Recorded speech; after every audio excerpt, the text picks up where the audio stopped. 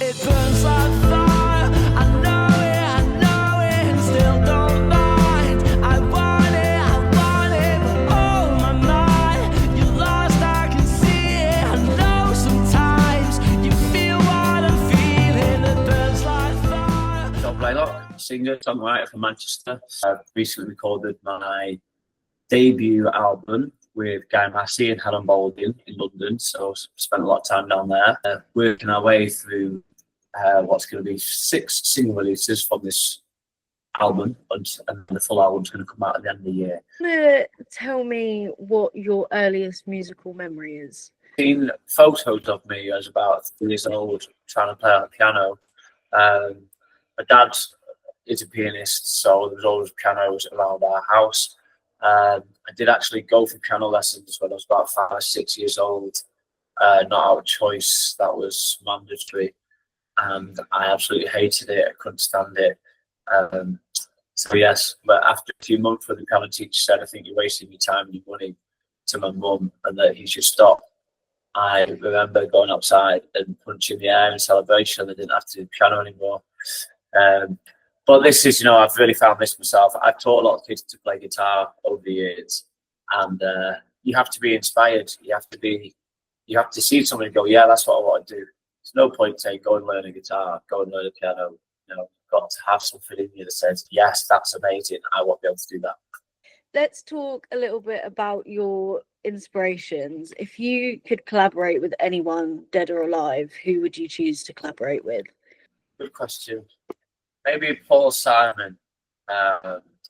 Definitely got quite inspired by his finger picking style and learned play in that way. And he's quite out there as a songwriter, pretty random at times, which is never a bad thing. So yeah, it'd be great. On this record, definitely there's a lot of Paul Simon style finger picking. So yes, I'm unashamedly stealing his licks. You spent some years traveling and living in some other countries, is that right? Always loved to travel. And in 2014, I moved to LA, spent a year living in LA, which was really cool. Got to write loads of people out there. I was in studios nearly pretty much every day, which was awesome. And the kind of plan was always to be to go to LA for a year and see if I want to live there. And as much as fun I did have that year, I wouldn't want to live in America. It's too messed up. So I left there, spent a good few months living around Scandinavia, like a few months in Sweden, 4 months in Norway, and then moved to Japan. Got a job teaching music in an international school in Tokyo, which was really cool. And so yeah, just taught guitar, piano, drums, and bass, and ran a choir and stuff like that. It's really nice for a year, and then yeah, travelled more. Spent a few months in Pakistan, and then ended up living in Ecuador for a year and a bit, whilst the pandemic was on, because I didn't want to live in England at that time. So yes. How would you say that this has influenced both your personal life and your musical life? Personal perspective, it's definitely given me a better understanding of the world and other people's cultures and things like that. And musically, it's been great for writing. Meeting lots of different people in different situations is always great for songwriting. And I'm really pleased to say that on this record, there's 5 songs that have been written in Manchester. There's 5 songs that have been written in random places around the world. And I really like that. So really told that we shouldn't go to some place because they're dangerous. Like, so many people tried to warn me that I shouldn't go to Pakistan because it's too dangerous. Found it one of the safest countries I've ever been to in my whole life. One of the most hospitable places. People give you anything. It's incredible. Same in Venezuela. Everyone told me, "Don't go to Venezuela. It's too dangerous." I had a great time there. Really loved it. When I came back from Ecuador to make this record, and I needed a job in Manchester, I was determined not to go back to teaching guitar to kids because I thought I'd done enough for that. So I instead was inspired by a songwriting friend of mine who set up a few community singing groups. He was doing them in the south of England. He told me he was having a great time. People were appreciative of it, and it was a fun thing to do. So I set this up in Manchester, and now run 6 community singing groups across different parts of the city, and occasionally bring them all together for massive, big sing-offs or flash mobs or cool stuff like that.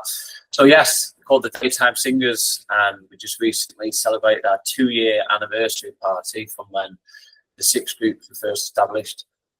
Got about 200 people across the 6 groups now, which is really good. And we even had the Lord Mayor of Manchester come down to the 2-year anniversary party, which was really funny because he's a very nice guy. So much of your work seems to be based in communities and different cultures and things like that. And I think music is such an important part of people's lives. How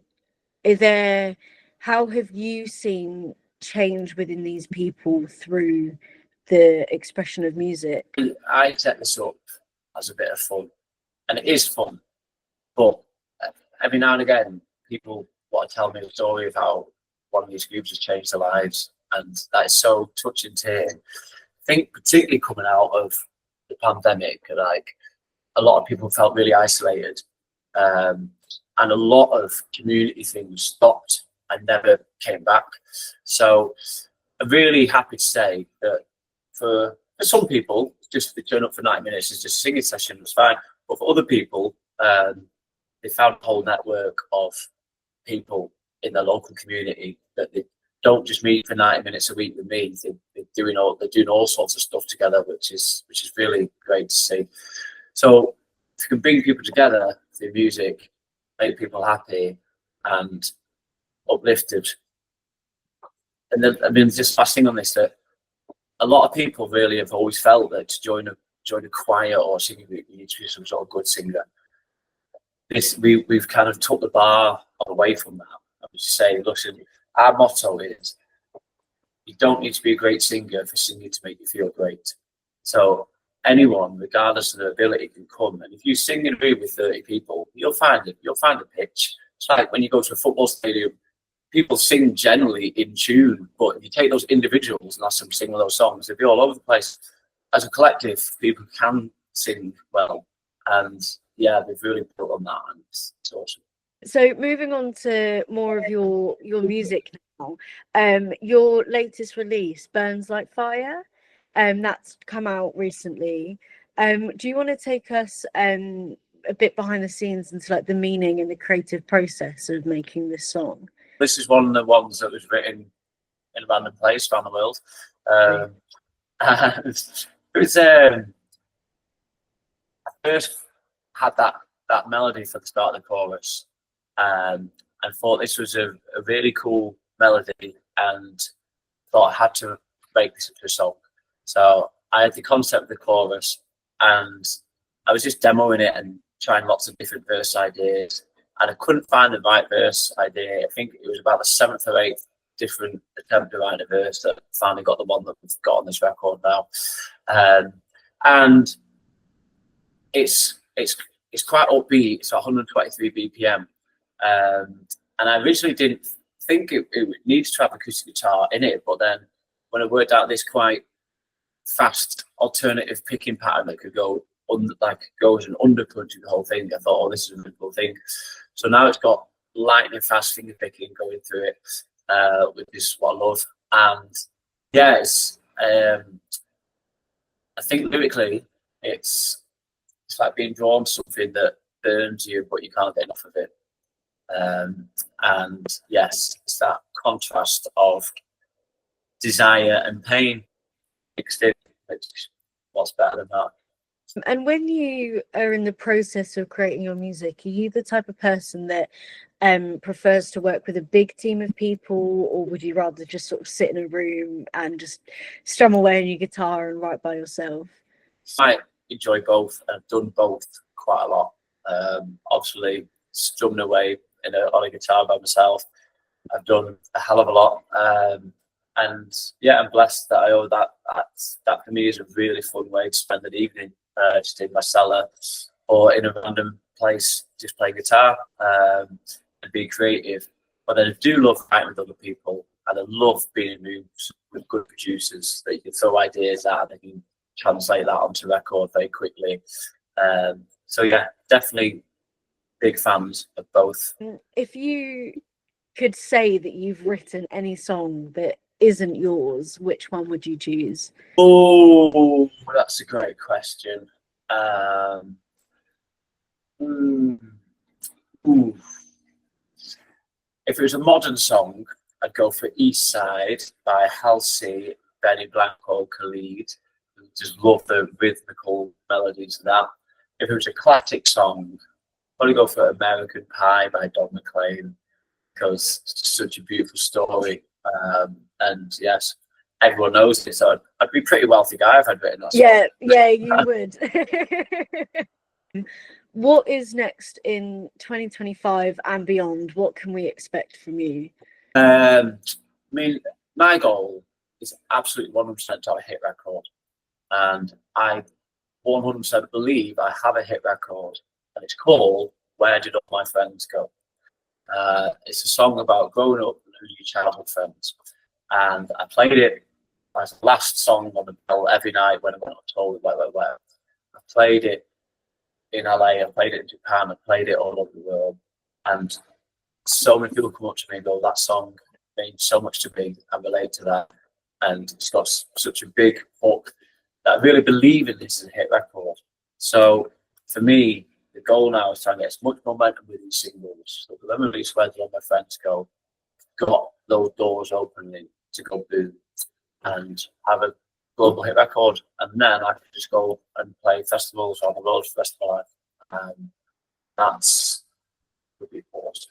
Yes, and from the middle of October, I'm back on the tour with Wet Wet Wet, so going to be playing from Glasgow to Manchester and many places in between with them. So that's another fun thing on the horizon. Just to leave our audience with one thing, what would one piece of advice be that you would give to them or any upcoming artists? Enjoy the journey. I think that's the most important thing. I know a lot of people, not just musicians, but a lot of people in life have this sort of mindset of, I'll be happy when I get this, when I achieve that, then I will be happy. And it just doesn't work like that at all. It's, I think, such a better way to look at life is think, look at how far I've come and enjoy and appreciate that and say yes, keep pushing forward, but enjoy the moment, because the moment's all we really have.